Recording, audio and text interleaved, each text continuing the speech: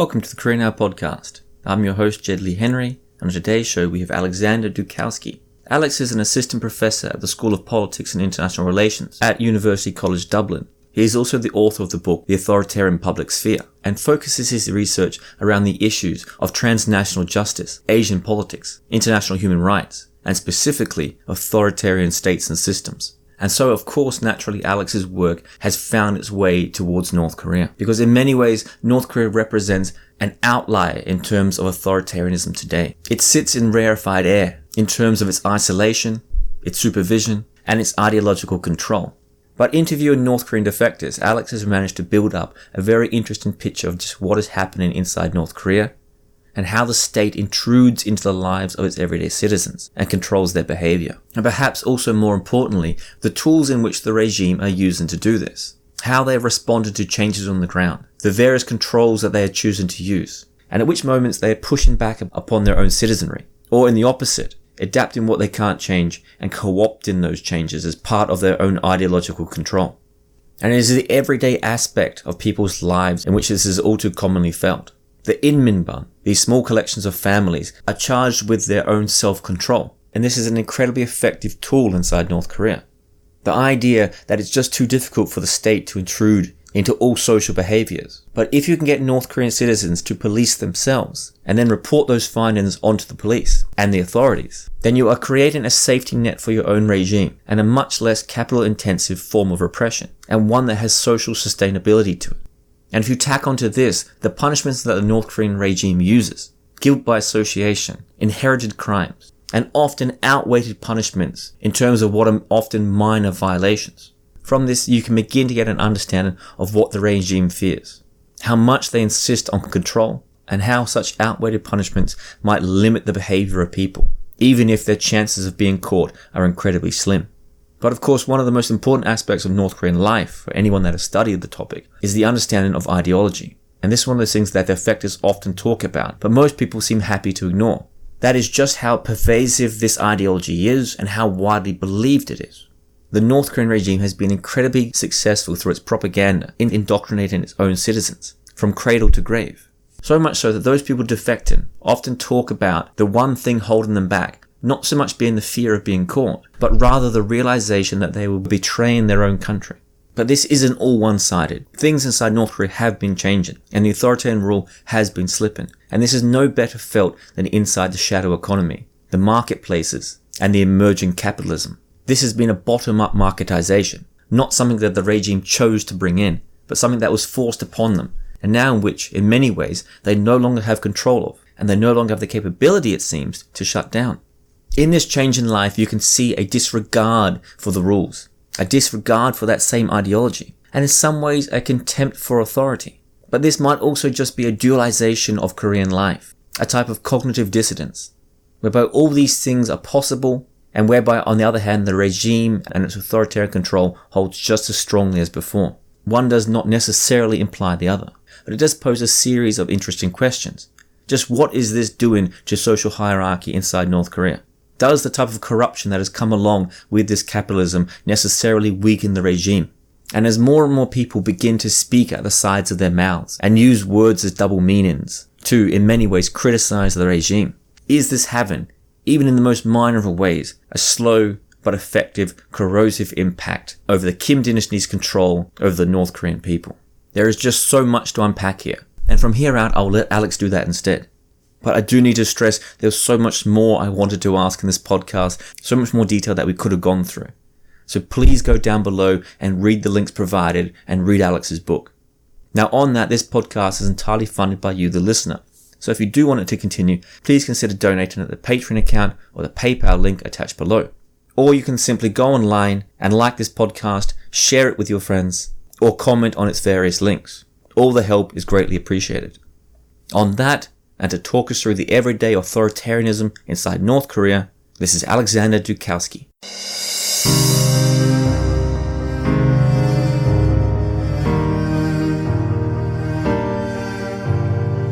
Alex Dukalskis, welcome to the Career Now podcast. Thanks very much. I'm Really happy to be here. And I have to say, your podcast is a real service to those of us who follow Korea. The episodes are really excellent, and I've found myself learning a lot as a regular listener. Well, that's very kind. And your expertise today and throughout most of your academic career has been on authoritarian regimes. So this meshes so nicely in with North Korea. So before we jump into North Korea per se, I think it might be best it's so interesting to touch on some of these broader questions of authoritarianism, if for nothing else, to give listeners understanding of exactly what we're talking about. Sometimes these words can be used so often that they slip past the vocabulary. So I read in something you've said here, and it seems to be such a nice boiling down of what authoritarianism actually is, and that is the balance between choices and constraints within any particular social order that you live in. So I might get you just to introduce how do you see the idea of authoritarianism, and is there a neater way to understand it? Sure. So, political scientists, I'm a political scientist by training. So in the 1990s, one of the main questions that political scientists were asking was about how political systems democratize. What kinds of factors lead previously authoritarian states to then become democracies? And to some extent, that was a product of its time because in the 1990s, a lot of states were becoming democracies, right? Somewhere around the 2000s, a lot of political scientists started to look around and realized that actually authoritarianism was more resilient than we had initially thought. So a lot of people started to ask why. How did authoritarian states kind of survive the end of the Cold War, survive a sort of end of history kind of moment. And so they started to think about the institutions and mechanisms that made authoritarian states resilient. And there's a lot of research on this kind of on these kinds of questions. If we kind of distill it down, I think one of the best summaries or kind of thumbnail versions is that you can think about authoritarian states as maintaining power using kind of three pillars or three strategies. This is one of my co-authors, Johannes Gerszewski's idea. It's basically that authoritarian states can repress challenges. So, if a group within society organizes to challenge the government, they can be repressed either with kind of soft repression or violently. So there's repression. There's also co-optation. So if there's some group or individuals that become potentially threatening to the government, then you kind of bring them in to the government. You co-opt them and tie their success to the perpetuation of the government.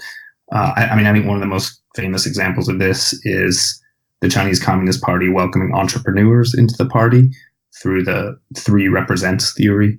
So, obviously independent wealth had a potential to become a threat to the party, so they just welcomed those people in and made a justification for it.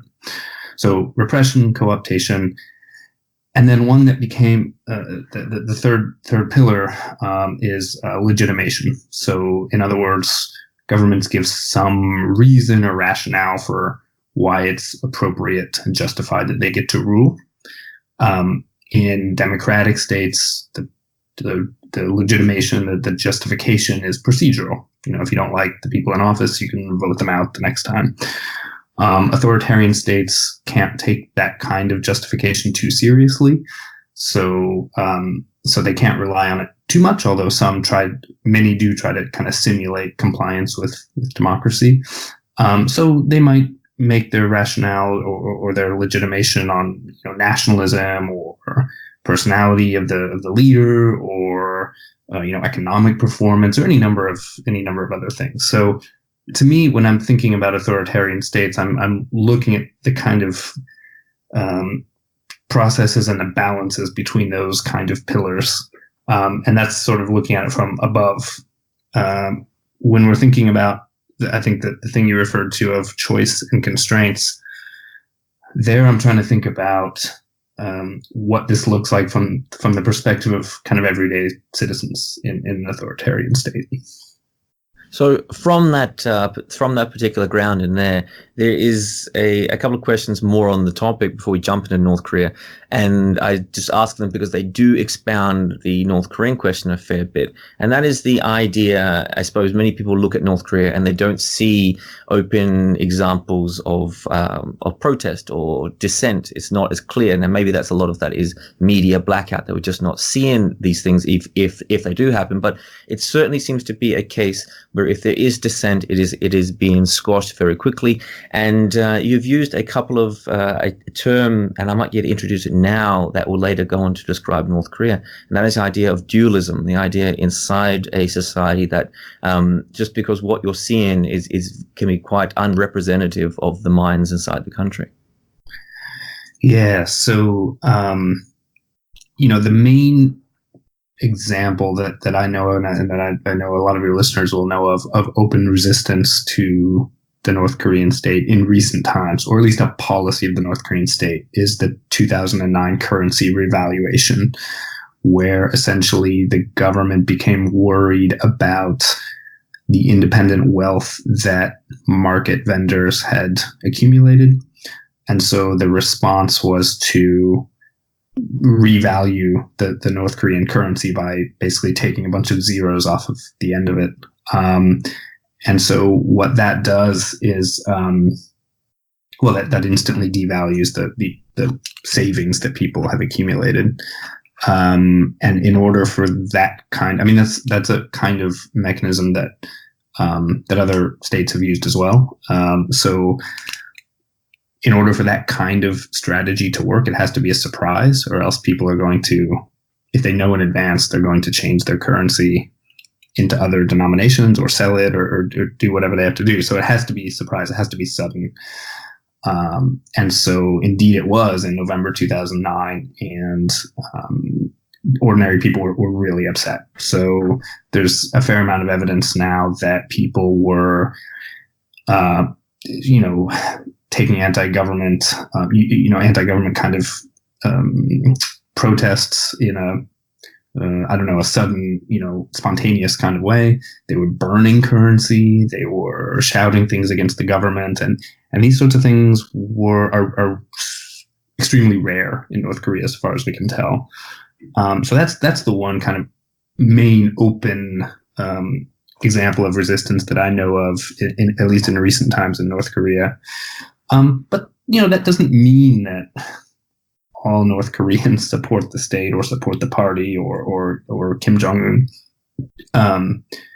The really well-known political scientist James Scott has this idea of everyday resistance, where people know they're living in a system that doesn't serve their interests, but they also know they can't do very much about it because they'll be repressed.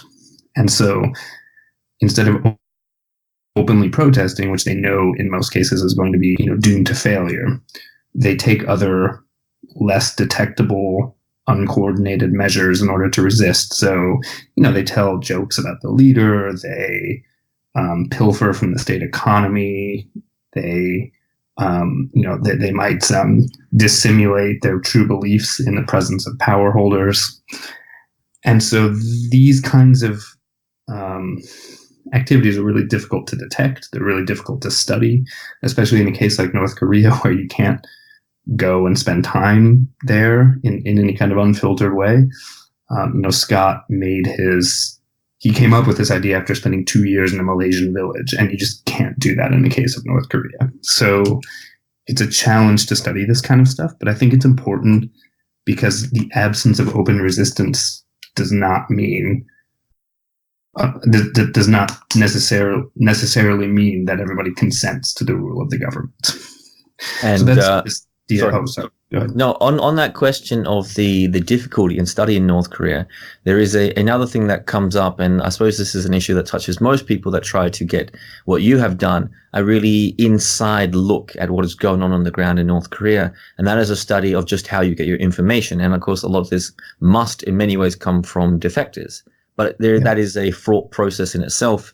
And you've done a huge amount of research here, interviewing these defectors. So just, I might get you to run through some of the demographics, because the people who live in these areas are from similar areas, and 70% women, I read in your articles as well. But I might get you to open up some of the challenges that might represent, trying to get such an insight into a country from such a small sample size, but also just how you managed to overcome such challenges.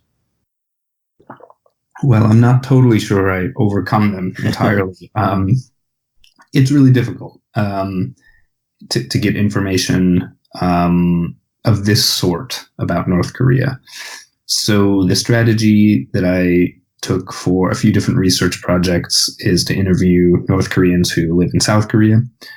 I've been doing it since from about 2011 until about 2017 periodically. So I've interviewed about 60 North Koreans of various, from various areas in the country, various social standings, occupations, ages, and so on. And my interviews are typically about their everyday interactions in what I consider to be politically salient kind of contexts. So the markets. For one project, I was interviewing them about schools, what life in school was like. And so these kinds of interviews, if you ask, you have to be a little bit careful in the way you gather the information and the way you interpret the information. So in terms of gathering the information, if you ask this interview sample, these people, what do you think about the North Korean government? They're going to tell you they don't like it, which isn't very surprising because they've all left. So they voted with their feet, so to speak. So asking those kinds of opinion-based questions don't get you very interesting or useful information. The kind of questions I ask tend to be more about process. So instead of asking, what do you think about markets in North Korea? Instead, I would ask more granular questions like, how would you go about getting a market stall? What kind of person would you have to have a contact with in order to secure that? Were there people like watching the market stalls or, patrolling? How would you know they were coming? So I try to get at processes that are outside of the interviewee's opinion and outside of the interviewee's kind of internal thoughts. So that's one way in which I try to get around this issue of representativity. Of course, it's not perfect because just by nature of the sample, these people have decided to leave. So their experiences even are not 100% representative of the people who have remained in North Korea. But a lot of their experiences are relatively common so far as we can tell. They do cohere with what we know about North Korea from secondary sources, from people who research, who try to gather data from within North Korea. And so you can kind of triangulate in a way to cobble together what some of these processes look like, but it's by no means perfect. And I don't think that that's our fault as researchers. I think that's the North Korean government's fault for not giving us research. So from there, let's begin breaking open the North Koreans' authoritarian toolbox, so to speak. So let's open this up. Now, one of the unique aspects, I suppose modern day unique aspects of the North Korean system is how it's monitoring its own citizens. Now, of course, any authoritarianism needs a degree of citizenry monitoring, but their system involves these, I suppose it feels almost antiquated, quite old-fashioned, these small household communities where people come together and they self-monitor each other. And in many ways, this can be an incredibly effective tool. And it has echoes of what China are trying to do today on a nationwide scale with their electronic social currency, I suppose. But it has worked very well over the years. And I've read some of the defective testimony of people that have left North Korea, and they explain just how pernicious it can feel when they walk outside their front doors and all their neighbors are staring at them and writing down what they're doing. Yeah, so the North Korean system has a really well developed and thick kind of surveillance, and so it is very difficult to kind of get around that and to have independent associations within that kind of environment. So I think what you might be referring to with the household system is the Inminban, which is kind of like this system in which roughly 30 or 40 kind of families are put together in one group, and there's one head of the Inminban who's usually somebody who's home a lot. So it's often a stay-at-home, a stay-at-home woman or a stay-at-home wife who is able to watch the comings and goings of the people who are living in that area. And as far as I can tell, as far as many of us who look at this can tell, the system has a few functions. One function is indeed a surveillance one. So the authorities will check in with the head of the Inminban every now and again. And if there's anything unusual, if somebody's been watching foreign media, if somebody's been gone for a while, if there's anybody who's being suspicious, they're supposed to report that. There's also a more anodyne kind of function, in the sense that if there's a neighborhood beautification project that needs to be done or something, it's organized through that system. The surveillance function, it works, but of course, like any authoritarian state, it doesn't work perfectly, and so people are able to skirt it at times, and even some Inminban leaders aren't necessarily,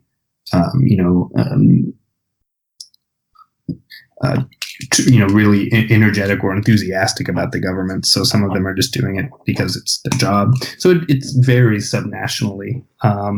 But that system is one that's very effective, and it is one that does have some legacies elsewhere in the communist world. So I know there's some elements of this in Vietnam, for example. I know China has experimented with this kind of system in various ways. So it's not only North Korea, although it's very well developed and has a long history in North Korea.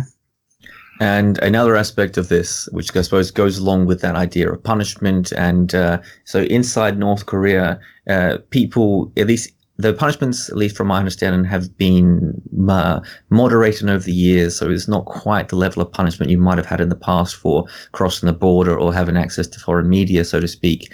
But the punishments, at least traditionally, have held a incredibly outweighted sort of punishment, a credible pain that you have felt, often sometimes death, simply for what appears to be minor infractions. So I might get your thoughts on this as an authoritarian tool, this idea, because it seems to be, at least in theory, psychologically significant. That means, I suppose, even if there is a small chance of you being caught and it's quite minor, you may not take the risk anyway, because if you are caught, the punishment will be so severe that it might deter you. And the last element of that, of course, is that the punishment might stretch beyond yourself into your family. North Korea still implies and uses a degree of collective guilt. Yeah, so you're right that the two considerations about repression are how certain it is and what the consequences are. So, if repression for an act of dissent is certain, 100% certain, and the consequences are really severe, then most people, unless they have are willing to make that risk, most people aren't going to dissent. Whereas if the punishment is, really unlikely, and if you get caught, the consequences are relatively minor, then a lot of people will. Think about like speeding on the highway or something, right? A lot of people do it because it's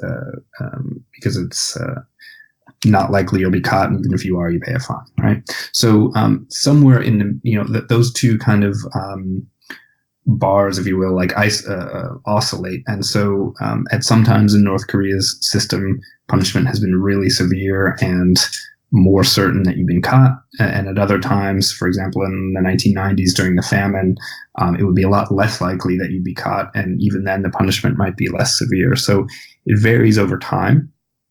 But I think one thing that came up a lot in the interviews that I did is that, the prospect of punishment, it does keep people in line. People are afraid to push the line in a sort of anti-state oppositional kind of way, because they fear being punished. So one of the things you'll hear if you talk to a lot of North Koreans is that there are these kind of cautionary rumors that circulate. So everybody knows somebody who knows somebody who has a story similar to this, which is,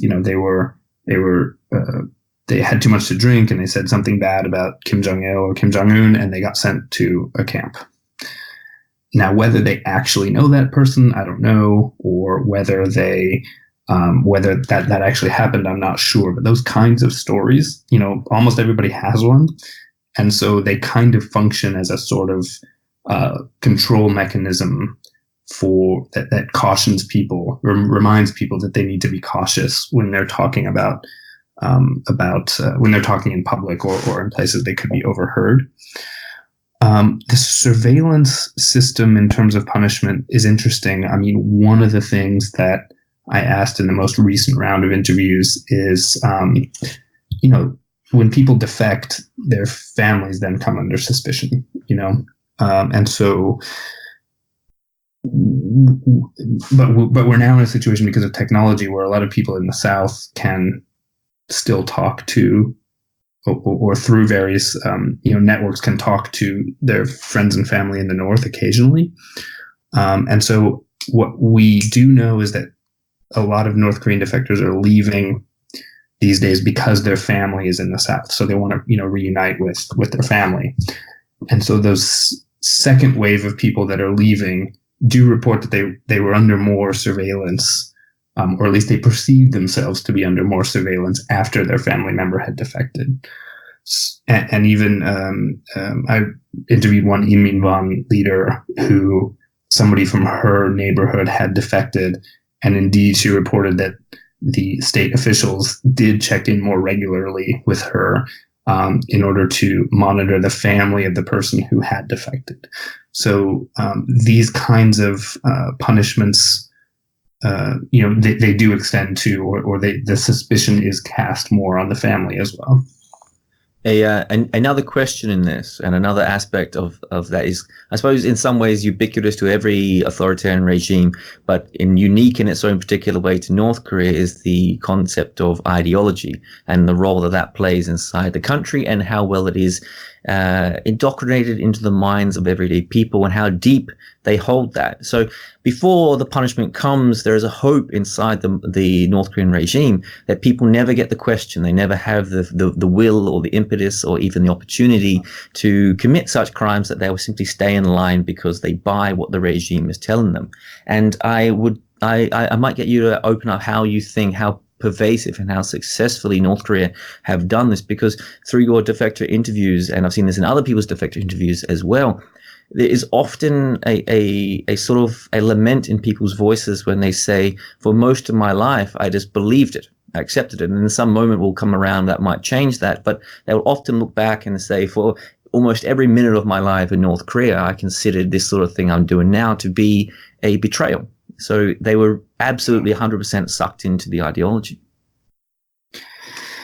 Yeah, so this is to me an interesting question about authoritarianism generally, and specifically as it applies to North Korea. So if we think back to the pillars of authoritarianism I mentioned, repression, which we talk a little bit about, co-optation, and legitimation.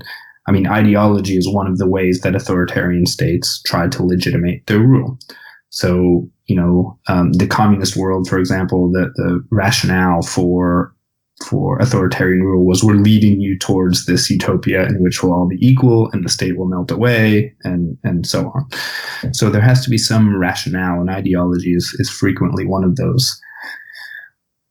But there's always this question about whether ideology is a truly held belief by the leadership or whether it's just cynical manipulation. And we never can quite know for sure. One of the clues we can look for is when leaders act ideologically in ways that we think might be against their own self-interest. So that's one clue that ideology may be doing, driving leaders' decisions rather than kind of just self-interest. But ultimately, we never really know for sure. It's hard to get in the heads of authoritarian leaders. And so, but nonetheless, they do promote their ideology to their population. And there again, it's difficult to tell what kind of support or belief that gathers. So this is the distinction between legitimation, which is what states say about why they get to rule, and legitimacy, which is whether it works. And the second dimension of that question is just a lot harder to answer, particularly in contexts where you can't really do open surveys or do really deep field work to figure out answers to that question. So my argument on this is that, and particularly I think with the case of North Korea, although I think it extends to other authoritarian states as well, is that this combination of authoritarian legitimation, in other words, kind of propaganda and crafting the narrative of the state in schools and controlling state media, and so just generally kind of promoting the state's message, that combined with censorship, which the North Korean state does a lot, creates this environment in which even if people don't really believe in the state, or they have some skepticism, or they kind of just ignore the ideology, it's really difficult for them to muster counter arguments to it because they're deprived of the information they need to do so. And so over time, it just becomes really difficult to pierce that kind of state narrative because you've been hearing it for so long. It's everywhere. It's pervasive. And on top of that, you lack the information and the resources because of censorship in order to challenge it, to muster information to challenge it.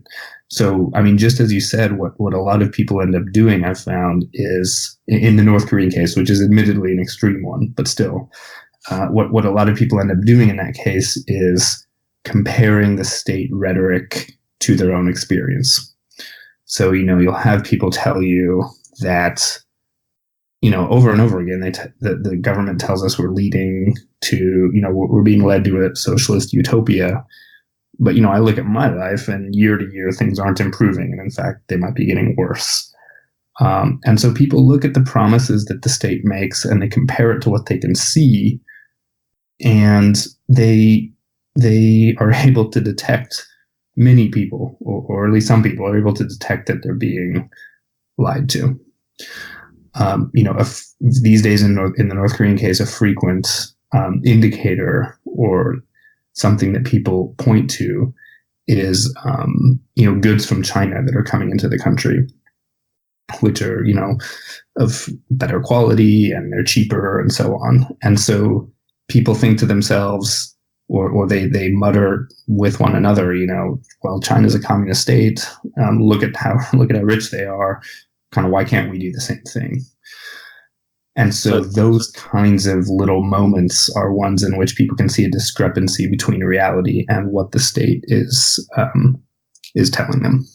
So on that question of a change in economy, and two, the discrepancy between what people are seeing and being told, let's begin to open up the question of this shadow economy and how it's changed over time. But before we do that, I think it's really important that we wind back just a touch to the famine, and might explain how it was before that in terms of the public distribution system and the centrally planned system, and just what North Korean life was like at that point, and then how it changed. So a lot of people know what the famine was in vague terms, but it's this horrible experience, of course, but it seems to have cracked open, at least in part, the authoritarian hold of the North Korean regime.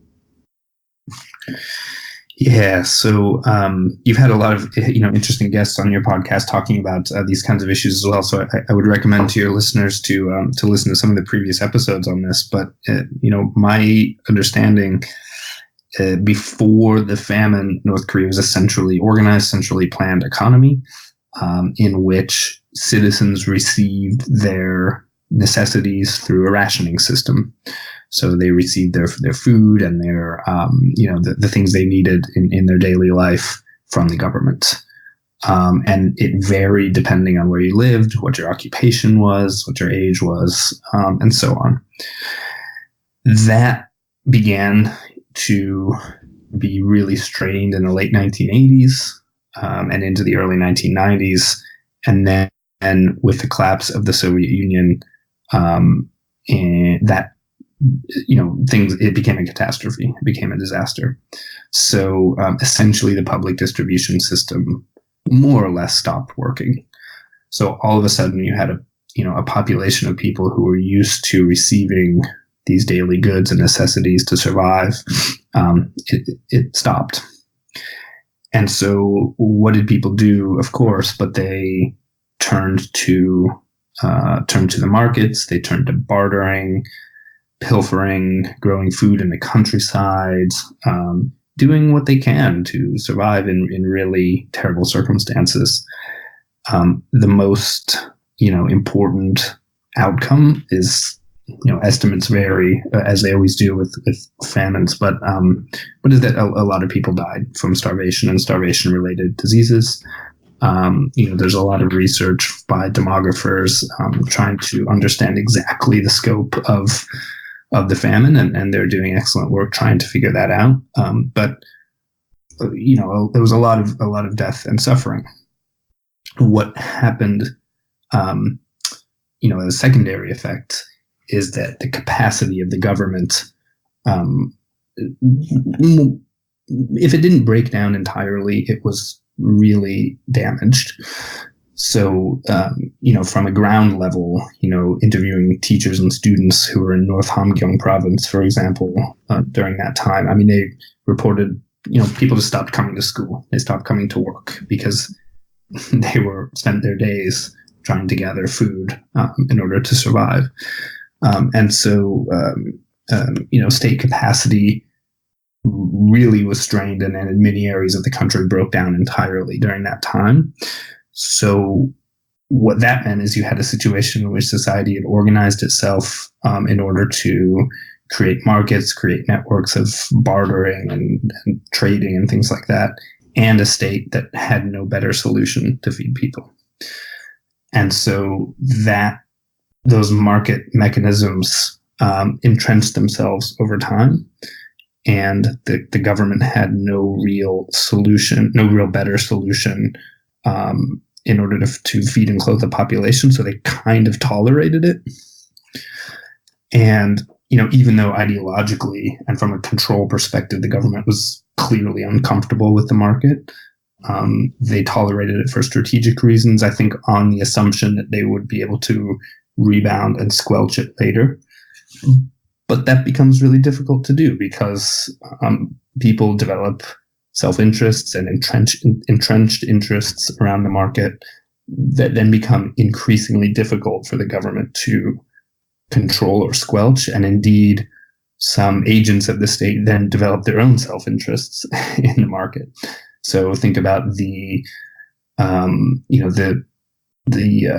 police officer who has to patrol the markets, who takes bribes from market vendors, or let's call them insurance payments from market vendors, who then gives a cut of those to the police officer above him.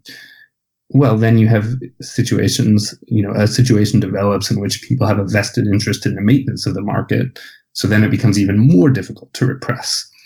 So where we are today is partly, well, in large measure, an outgrowth of the failure of those systems in the famine, and then the inability of the state, or some combination of inability and unwillingness of the state, to finally eliminate them.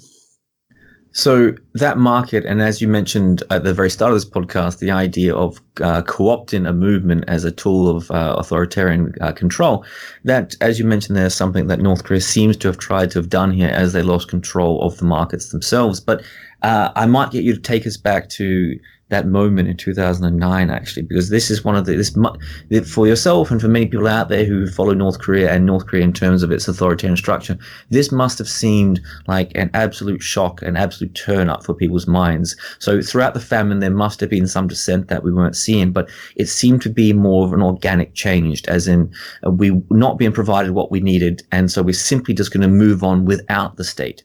And then in 2009, though I'll get you to open up a bit more than this, the state tries to come in and they try to put their foot down on this market control. And it's the first time that many people see open protests inside North Korea, and not just that, but a worried, concerned government regime that then backs down as well. And you begin to see that there are some things inside the society that the regime realizes it has limitations on. Yeah, absolutely. I mean, that must have been, from the government's perspective, a wake-up call. So, as far as I can tell, the dissent surrounding the markets is, most people who are participating in the market, or even participating in sort of smuggling or other kind of technically illegal kind of activities, they don't see themselves as participating in anti-state kind of behavior. So it's not that they are, saying to themselves, okay, I'm going to start smuggling, mushrooms or vegetables or something, and that's really going to stick it to Kim Jong-un. Instead, it's simply a business decision that they wish to ensure better survival for themselves and their families, and so this is the business they're in. Now, of course, the effects of that do erode state control because they facilitate networks and realms of interaction that are beyond the government's control, and so. What we see is when people are mobilizing or when they're protesting or letting their complaints be known about the government, about the markets, it's usually related to the market itself. So in other words, protecting the sphere of the market. So we see some scattered kind of reports about, if a border crossing is closed for some reason, then people will not necessarily protest, but they'll let their disappointment be known and ask for the border crossing to be reopened.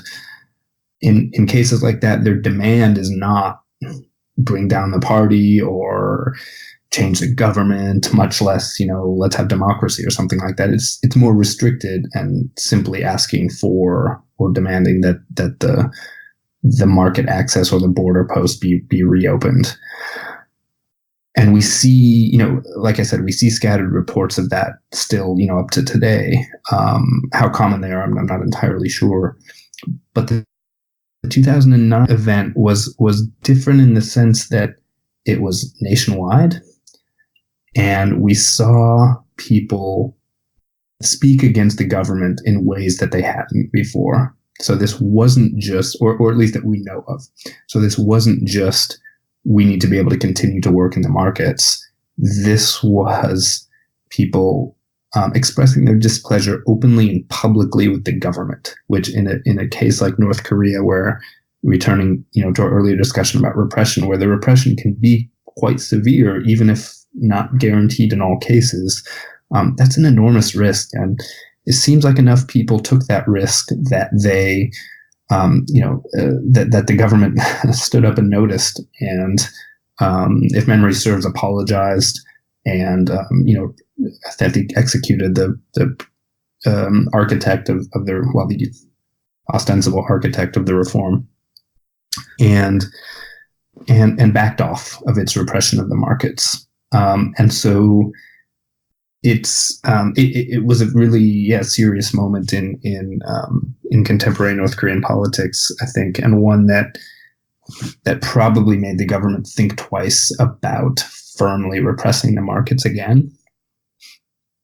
So on that, I suppose at this point I need to introduce the question of capitalism as a whole, and just how freeing, how liberalizing, and what it does to the mind of people inside these societies. So I suppose what type of market and a market economy do you see inside North Korea these days? Is people often talk about the idea that it is liberalizing and it's evolved, it's become more capitalistic, as we've mentioned, but just how that looks on the ground, people, it's a little bit hard to actually fathom. And from that, of course, just depending on how that is happening, is a question that was pinging in my ear as you were talking there. That is, this, if in fact these marketplaces are opening up and people, as they clearly are, and people must be making more and more money from it, as we have more reports that they are doing, this must, at least in theory, have some sort of impact on social hierarchy.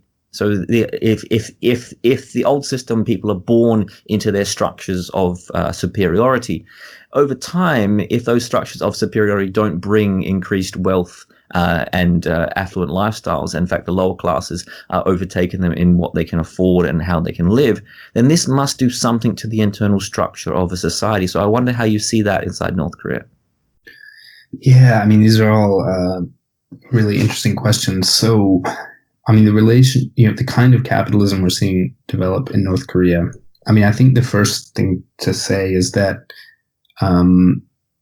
there's no evidence that I see that capitalism and authoritarianism are incompatible. So I think some people look to markets developing in North Korea and they interpret that through a lens that tells them, okay, there are markets that lessens the dependence of citizens on the state.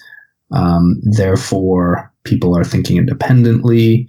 Therefore, they're going to start questioning the state. Therefore, they're going to demand democracy. And I just don't see that causal chain kind of working out.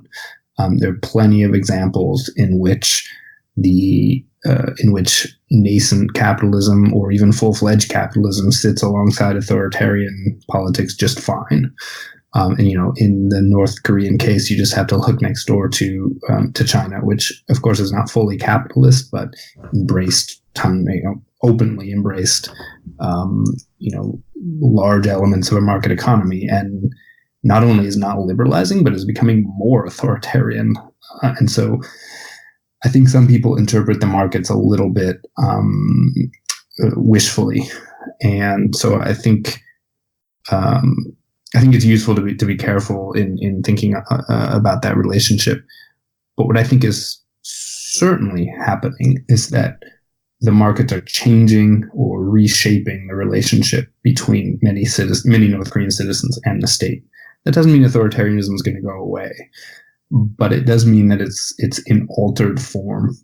That its form has altered relative to what North Korea looked like 30 years ago. So now you have a situation in which there are a lot of state officials or people who are close to the government who are making money on the market and who have a vested interest in the market continuing. And in fact, this is a little bit, stretching the argument a little bit, but that in fact have incentives to avoid opening and avoid reunification, because North Korea's unusually isolated circumstances give those market vendors who are involved with the state, enormous power gives them a unique position in order for them to make money that they know would go away with drastic political changes.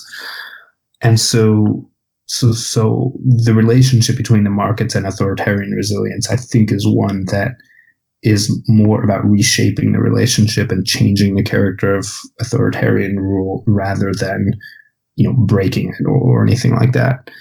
In terms of social hierarchies, I mean, I think one of the things we saw after the 2009 revaluation was market vendors or people involved in the market are smart. So they stopped holding their wealth in North Korean currency and tried everything they could to hold their wealth in Chinese or even American dollars or in goods.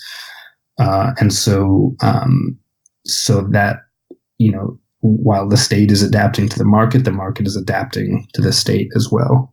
And you're right that there are these new routes to status or wealth in the North Korean system that there weren't before. I mean, it still seems to be the case that if you want a, let's say, a privileged or a high status, social status, let's say, then, still the official, becoming an official and joining the party and so on is the way to go. But if it's just about wealth or making more money than you were previously, then people are able to accumulate wealth in the market without going through those official channels. One of the effects it's had that we can see from the demographics of people who are defecting into South Korea is on gender. So something like, I think it's just over 70% of North Koreans who make it to South Korea are women. And one of the theories for why this is the case is that in many sectors, men still have to go to their state jobs, even if they're not getting paid, or even if they're not doing much, they still have to go. And because of that surveillance system, if they don't show up for a period of time, they're more likely to be caught. Whereas women are more free, and even now, in some cases, kind of officially, it's okay for them to be involved in the market, and so they're able to accumulate wealth in ways that they weren't allowed to previously, and at least something 10 or 20,000 of those women have used that wealth in order to finance their defection. So that's one way in which the market has had a disproportionate effect on some social groups. Now, one thing that capitalism does bring with it, I suppose, or comes with it hand in hand in many ways, is information. The idea that you cannot trade or make money you need to have without access to information, trade in prices, trade in routes, how much commodity is in a certain region of the country, so to speak. And this, I'm fascinated to get your thought on, because this, for many people, at least in theory, they've talked about the end of authoritarian regimes coming down with information. So, as you mentioned before, there is nothing saying out there that capitalism brings down authoritarian regimes. And that was one of those tropes that people used to throw out there. But one of the other tropes that people do throw out, and I'm not sure how true it is, I'll get you to answer this, but is also information. The more information people get inside a society like that, the more likely they are to change. And I might get you to answer it in reference to information that we know for sure has been entering the country over the years. That is, through trade with China, people have access to knowledge about Chinese wealth. And if they didn't, those people on the border can simply stare across at the lights and recognize that China is more wealthy. And they've had access to information about South Korean wealth and South Korean affluence through years upon years of access to South Korean TV dramas and movies, etc. So what are your thoughts on that particular aspect of this? Yeah, I guess the first thing to say is, I think North Korea should allow more information for all kinds of reasons. People should be able to access information more or less freely, in my view. So I just think from a normative perspective, that's the right thing to do. What its effects are on politics, to me, is a little bit of a different question. I think you're absolutely right that there's been a lot of information that has entered North Korea in the last 15 to 20 years. Not even necessarily information in the way we think about it, books or movies or things like that, but just the information that North Koreans can glean from looking at a Chinese product and seeing, okay, this is of a higher quality than we have. So China must be rich. Or as you mentioned, people in the border areas can quite literally just see across the river to the Chinese side.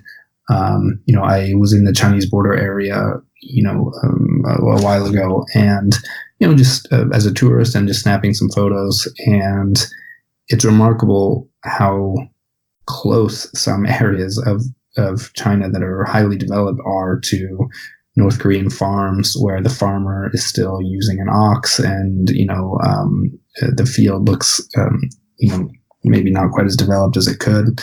And so those people are looking across the border and surely thinking to themselves, this looks different than it did when I was young. So those kinds of pieces of information can enter the public consciousness. In terms of South Korea, I think there are, as you mentioned, there are a lot of South Korean dramas and music and styles and all that kind of stuff that's entered North Korea now. And to me, the political impacts of that are unclear. It certainly erodes, I think to some extent erodes people's faith in kind of old style socialism or old style North Korean ideology. But it's not clear to me that it makes people oppositional to the government. It's not clear to me that those kinds of information products are more than entertainment. So, North Korean media, state media, is famously really boring and repetitive and just shows the leaders kind of doing the same things over and over again. So, imagine yourself as a North Korean and, you don't want to watch Kim Il-sung fight the Japanese again. So, you want to watch these other things that are more entertaining and interesting. And yes, you can see that those South Koreans are living a lot better. But what you do with that information, it's not clear to me that it would naturally lead to more opposition to the government. I mean, one thing it might lead to, and this is where interpreting interview samples, one has to be careful because everybody I talked to had left. So this aspect of the evidence is certainly not representative, but a lot of people spoke about seeing the wealth in those TV shows or movies and thinking to themselves, I want that. I would like to leave. And it's clearly, because it's not going to happen in North Korea, me opposing the government is not going to lead me to a better material situation. So the way to achieve that kind of life is not to stay and fight the government, but rather to leave. And so this is, this is at least one process that might be playing out with a lot of people. And, I think there are a lot of well-intentioned groups that try to, put South Korean entertainment information in North Korea, I think with the thought in mind that it's going to lead people to oppose the government. But that kind of process, I don't think we have a lot of evidence for. What about the idea that I suppose is tacked on the end of that? And once again, I'm throwing all sorts of, I suppose, old theories of authoritarianism that people have in their minds at you, but I'm finding this just too fascinating here. But the idea of corruption. So through all we've mentioned here about the changes that have been happening and the very nature of the markets themselves and how they can function, it involves a huge level of social corruption all the way up to the top of the regime. And it used to be an idea out there that this becomes corrosive. This becomes corrosive to any dictatorship or authoritarian regime because in some ways it undermines their own authority. They suddenly the people making policy and the people imposing those policy are just as corrupt, just as criminal, just down on all fours, just as you are, and therefore their claim to moral superiority or to the ability to rule over you also becomes undermined over time. So how do you see that? Yeah, I mean, corruption in North Korea to me is a really fascinating, something that's been really fascinating to watch unfold. And of course, it's going on. I mean, these concerns, although in a very different way, are unfolding in China as well. I mean, the Chinese Communist Party is clearly worried that corruption is undermining its authority. So the corruption in North Korea, I mean, so far as we can tell, in the pre-Cold, during the Cold War era, corruption in North Korea was relatively rare. I mean, it happens in every society, so we assume it was there, but it wasn't quite at the levels that it's at now. These days, it seems like very common, everyday kind of practice that if you need to do things, particularly things that might be in the gray zone of legality, which in contemporary North Korea is a lot because it's a market society without a legal regime to regulate markets, that there has to be some kind of corruption. Now, it's worth noting that a lot of the people I interviewed, if you ask if you ask them, have you paid bribes? Do you remember the last time you paid a bribe? Oh, no. I wouldn't do that. But then if you get people talking about how they accomplish things, getting particular documents or getting a switch of apartment or, again, setting up their market stall, it's clear that almost everybody pays bribes or pays what we would call as external analysts bribes. What it really is kind of, in some cases, it's an insurance mechanism in order to not be repressed or caught. In other cases, it's just a straight up bribe to get out of trouble. So a lot of market vendors, particularly in the early days, would say, a carton of cigarettes will do the trick, or even a pack of cigarettes will do the trick if a guard catches you smuggling something. So again, the political effects of this are really interesting, and I think, as far as I can tell, they cut both ways. So on the one hand, they do exactly what you just described, which is they erode the state's ability to enforce its rules. So if you're an authoritarian leader and you tell your security services, hey, go repress this market, I don't want it to exist anymore. But everybody in the market knows that repression's coming because they've been tipped off, because they've been paying the local guard, over the course of a year or so.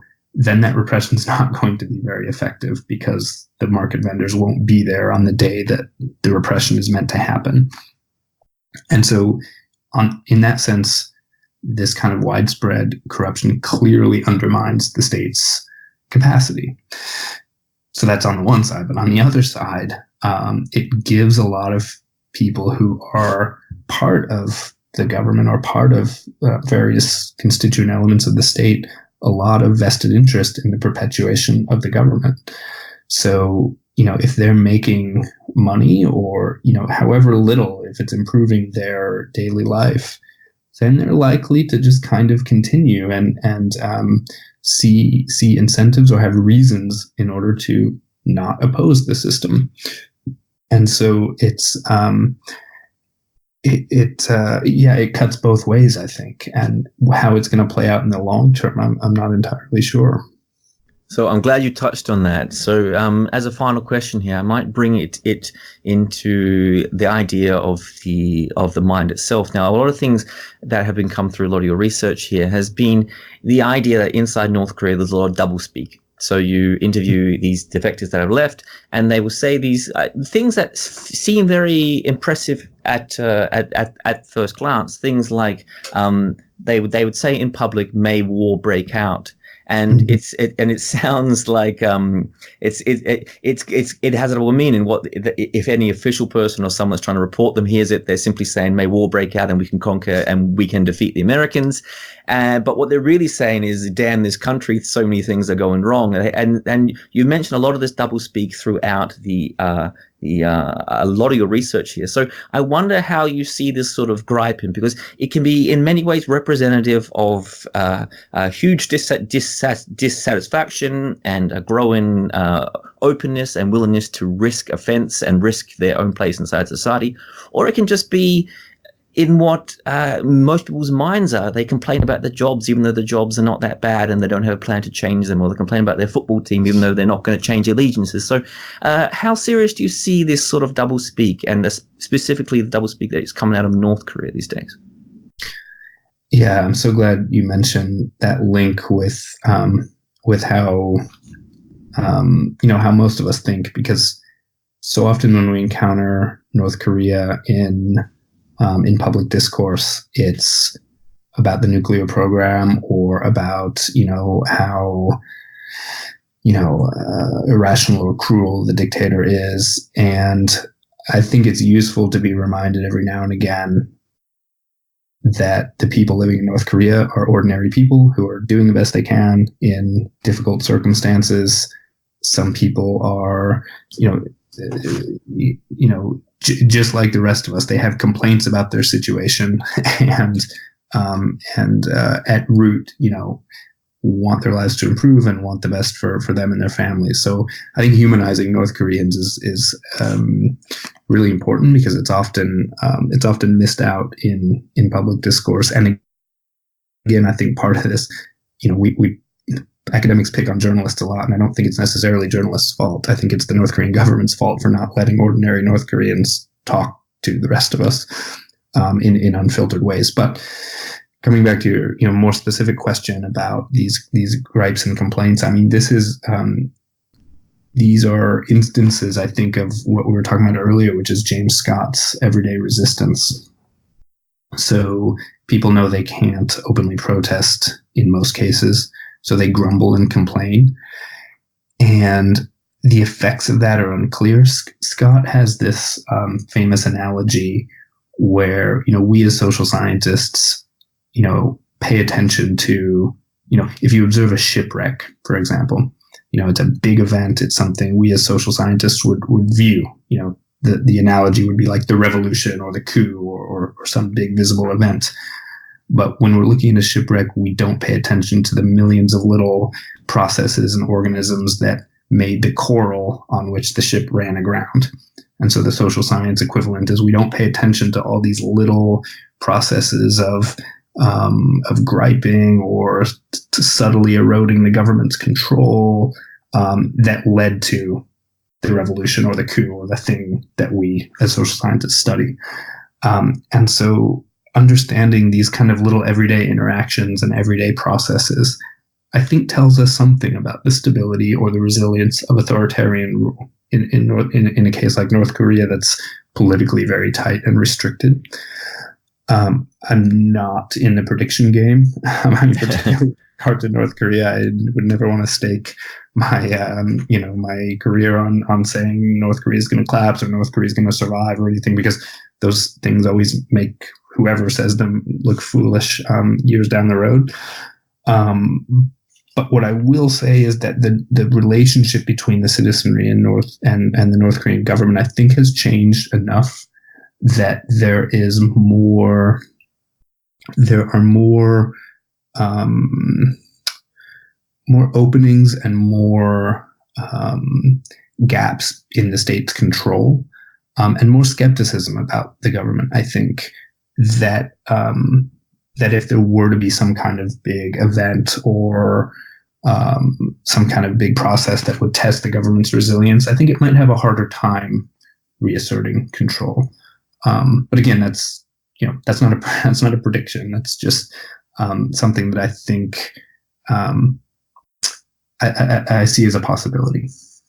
Absolutely. So on that's a great place to end this on. Now, for people listening, on a personal note, I've been reading Alex's work before I came to this podcast, not just on North Korea, but on authoritarianism and particularly also his work on China. So I do recommend people go out there and read his broader spectrum of work, not just his North Korea stuff. But I am going to link below for people listening the research links that I used for this podcast, his articles, and his book on the topic itself. So Alex Dukalskis, thanks for coming on the Korea Now podcast. Thanks very much, Jed. I enjoyed it.